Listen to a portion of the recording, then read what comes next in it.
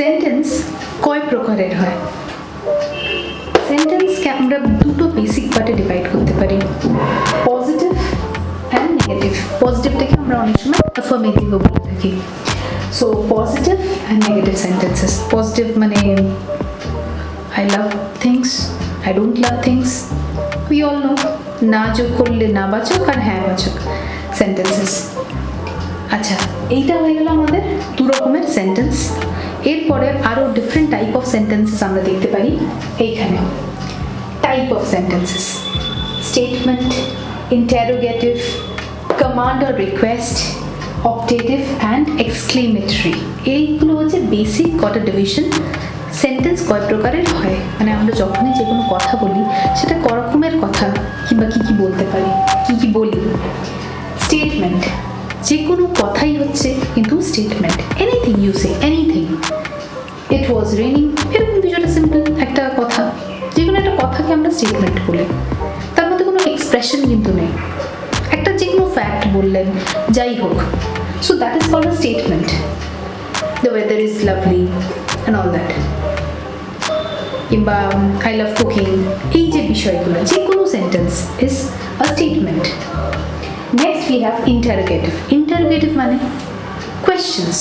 Whenever we ask questions, সেই টাইপের সেন্টেন্সগুলোকে বলে interrogative কিংবা question sentences. What is your name? What do you like? Where do you stay? Blah blah blah, etc. Okay, so that's your interrogative sentences. Now we have command or request sentences. Whenever we talk to someone, whenever you place an order, যদি আপনি কাউকে কিছু request করছেন কিংবা যখন কিছু আপনি কাউকে অর্ডার দিচ্ছেন, তখন আমরা কীরকমভাবে বলি? আমরা প্লিজ, এক্সকিউজ মি, এইসব কথাগুলো বলি, তাই না? Please can you do it for me, কিংবা ডোন্ট ডু ইট, এটা একটা অর্ডার হয়ে গেল, সিট ডাউন। এই যে এই টাইপের যে কমান্ড কিংবা রিকোয়েস্ট যে সেন্টেন্সগুলোতে হয়, সেটা আমরা মানে আমরা এইটা একটা ডিভিশন করেছি, সেটাকে বলে কমান্ড কিংবা request sentences. Next we have optative sentences. Optative sentence মানে কি? যখন আমরা কোনো উইশফুল কোনো একটা সেন্টেন্স বলি, যার মধ্যে একটা ইচ্ছে প্রকাশ করি, যেমন আমরা যখন প্রে করি, বলি may God bless you, may this happen to your life, may you live happily. এই যে বিভিন্ন সেন্টেন্সগুলোতে যখন আমরা কোনো উইশ চাইছি, সেটাকে আমরা বলবো optative sentences. Last exclamatory. Exclamatory মানে আমরা বুঝি যে লাস্টে একটা এক্সক্লেমেশন মার্ক থাকলে it is easily recognitionable. Now what a lovely weather it is, কি সুন্দর ওয়েদার। কোনো একটা এক্সপ্রেশন আমরা বলতে চাইছি না, alas I am so unhappy or I am undone and all that stuff. যে এই যে দুঃখ প্রকাশ কিংবা কোনো একটা আনন্দ প্রকাশ, এই সব কিছু এর মধ্যে পড়ে, সেটাকে আমরা এক্সক্লেমেটরি সেন্টেন্সেস বলি। এই হয়ে গেল আমাদের বিভিন্ন টাইপ অফ সেন্টেন্সেস। এবারে যখন আমরা স্পোকেন করব, we have to use all this in our sentences. Okay, now let's find out this one. এইবার তো হলো আমাদের বেসিক একটা গ্রামারের নলেজ। এরপর আমরা দেখে নিই how to construct a simple sentence. তো আমাদের এত জ্ঞানের পর আমাদের মোদ্দা কথা হচ্ছে যে আমরা একটা সেন্টেন্স বানাতে পারছি কি না। তাহলে দেখুন, আমাদের একটা সেন্টেন্সের মধ্যে বেসিক্যালি কি থাকে? একটা সাবজেক্ট থাকে, একটা ভার্ব থাকে, মানে একটা ব্যক্তি কিংবা কোনো একটা জিনিস এবং তার কাজ। আপনি মূলত সব সেন্টেন্সেসই এরকম কিছুই দেখবেন, যে একজন কোনো মানুষ, একটা কোনো প্রাণী, একটা কোনো জিনিস এবং তার বিভিন্ন ব্যবহার কিংবা তার কাজ, এইসব। তো আমরা এইভাবে যদি একটা সেন্টেন্স ভাবি, it becomes easier. Like subject and verb, সোজাসুজি। ধরুন আপনি কোনো একটা কাউকে কথা বলতে চাইছেন, মোদ্দা কথা হচ্ছে যদি আমরা এইভাবে ভাবি, আমরা একটা সাবজেক্ট আর একটা ভার্ব, একটা কিছু কথা বলতে চান আপনি কাউকে, yes I will do it কিংবা আই লাইক ইট। একটা ইজি সেন্টেন্স হলো আই লাইক। সেরকমই এরকম Ram reads, simple present tense, Ram reads, এটা পুরো একটা সেন্টেন্স হয়ে গেল। শ্যাম ওয়াকস, একটা শব্দই আমার পুরো অর্থটা কমপ্লিট করলো। হ্যাঁ, এটা যদি আমরা আরও বেশি কিছু বলি, হয়তো তার মানেটা আরও ডিপ হবে। But this is why we will practice doing it. নিজেরা প্র্যাকটিস করবো এইভাবে বলে বলে, বিভিন্ন রকমের ওয়ার্ডস দিয়ে চেষ্টা করবো ছোট্ট ছোট্ট সেন্টেন্স যাতে আমরা বানাতে পারি। তো এই হয়ে গেল আমাদের বেসিক সেন্টেন্স স্ট্রাকচার। এইবারে যেটা সব থেকে ইম্পর্ট্যান্ট ব্যাপার হচ্ছে যে আমরা যদি নিজেরা যেটা বলতে চাই, যে ভাষায় বলতে চাই, সেই ভাষায় আমাদের চিন্তা করতে হবে। আমরা অনেক সময় যখন আমরা নতুন শিখছি, আমরা বাংলা থেকে ইংলিশে কনভার্ট করি, কিংবা হিন্দি থেকে ইংলিশে কনভার্ট করি, কিংবা যে কোনো রিজিনাল ল্যাঙ্গুয়েজ থেকে আমরা কনভার্ট করি। তো আমরা যখন এইবার শিখব, আমাদের চিন্তাটাও যেন ইংলিশেই হয়, এইটাই আমরা দেখব। এবার আপনি বলতে পারেন যে আমরা কিভাবে করব। দেখুন, আমি এখানে কিছু এক্সারসাইজেস আমার মনে হয়েছে যেটা আপনি করলে হয়তো আপনার কিছু হেল্প হতে পারে। সেটা হচ্ছে সেলফ টক। আমরা অনেক সময় সেলফ টক করি যে ও আমার সাথে এটা কেন করলো, কিংবা আমার আরও কিছু করতে পারতাম, কিংবা সে আমাকে কেন এইভাবে বললো, কিংবা আমার এটা খুব ভালো। এই বিভিন্ন রকমের যে ফিলিংস দ্যাট উই টক, যখন আমরা কথা বলছি, সেই যে একটা সেলফ টক, সেইটা আমরা যখনই করি, আমরা অনেক সময় বাংলায় করি কিংবা অন্য কোনো ভাষায় করে থাকি, তো সেই জায়গায় যদি আমরা নিজে নিজে যখন কথা বলছি, সেই নিজের সাথে যে কথা বলাটা যদি আমরা সেটা ইংলিশেতে করার চেষ্টা করি, তাহলে কেমন হয়?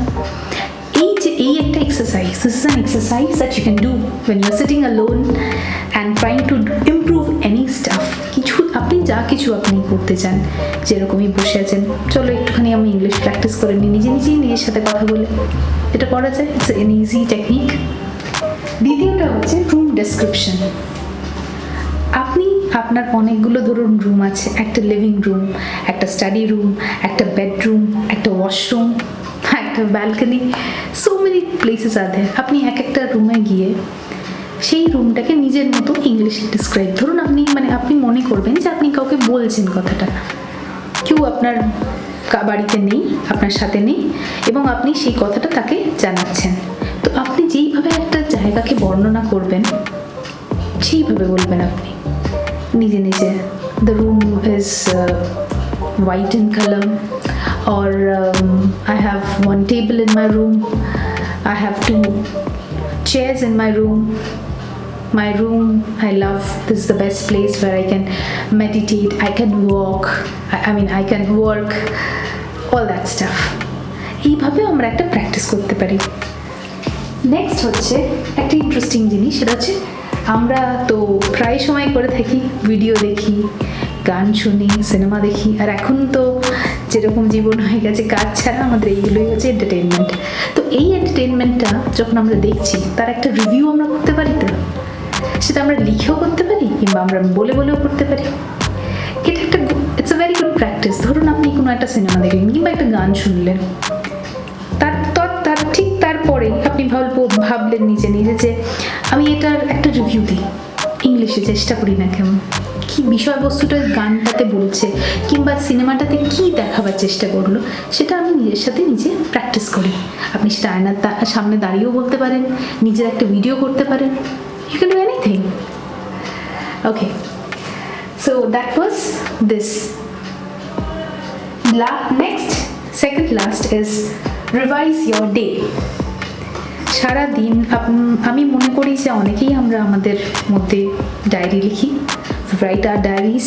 So it's a very good exercise যে আপনি সারাদিনে কী করলেন, সেই যে জিনিসটা আপনি নিজের সাথে নিজে কথা বললেন যে আমি এই করেছি, কিংবা আপনি বাড়িতে ছিলেন আমি এই কাজগুলো করেছি, এইটাকে যদি আপনি কন্টিনিউয়াসলি ইংলিশে বলার চেষ্টা করেন, it will improve. You will find out vocabularies, you will try to get the words. আর গুগল তো আমাদের কাছে আছে, আমাদের আর কিসের ভয়। Okay, and the last is dream analysis. Dream analysis মানে আমরা তো অনেকেই স্বপ্ন দেখি, জেগেও দেখি, ঘুমিয়েও দেখি। তো সেইখানে যদি আমরা আমাদের ড্রিমটাকে অ্যানালাইজ করার চেষ্টা করি, it's also very good exercise. Whatever you see in your dreams, you try to imagine them and try to make it understand, নিজেকে বোঝাবার চেষ্টা করি যে okay, I saw this, why did I see it, what is the impact of that is it any way related to my real life, or what was the place, where was I, and all that stuff, different questions. তো আমরা নিজে help করতে পারি। আর I'm sure if you try all these exercises, all this if you don't try, যে কোনো একটাও করি, সেটাতেই আপনাদের অনেকটা হেল্প হবে। তো আশা করি আপনাদের ভালো লেগেছে, আর যদি সত্যিই ভালো লাগে তো প্লিজ আপনাদের চ্যানেলটাকে সাবস্ক্রাইব করুন, যাতে আমরা আরও একটু মোটিভেশন পাই আর আমরা আপনাদের জন্য আরও একটুখানি ভিডিওস বানাতে পারি। Thank you guys for watching Siksha Masterji. We'll come up with another video someday. Thank you. Bye.